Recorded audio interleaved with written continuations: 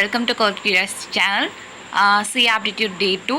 So நம்ம இன்னைக்கு பார்க்க போற question வந்து which of the following statement should be used to obtain a remainder after dividing 3.14 by 2.1? Simple. இதை நாம் பார்த்துன்னு என்னன்னு நினைப்போம்னா ஆக்சுவலி ஃபர்ஸ்ட் ஆப்ஷன் தான் கரெக்டுன்னு நினைப்போம். ஆனால் ஃபர்ஸ்ட் ஆப்ஷன் வந்து தப்பு.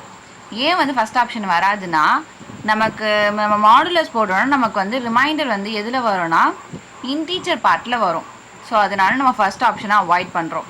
So second option mode F என்ன தரோன்னா சியை பொறுத்த வரைக்கும் நமக்கு இந்த ஃபங்க்ஷன் வந்து நமக்கு வந்து ஃப்ராக்ஷனை தான் ரிட்டர்ன் பண்ணும்.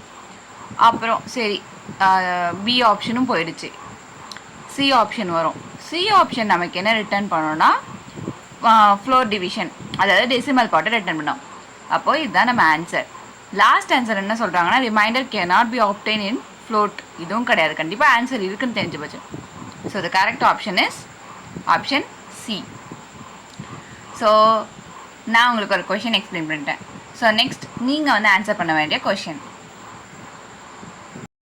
ஓகே கைஸ், லைக் உங்களோட ஹோம்ஒர்க் என்னென்னா இதே கொஷனில் 7.85 நம்ம வந்து டிவைட் பண்ணும் 2.4ஆல். அப்படின்னா ஆப்ஷன் ஏவா, பியா, சியா, டியா? உங்கள் கரெக்டான ஆன்சரை கமெண்டில்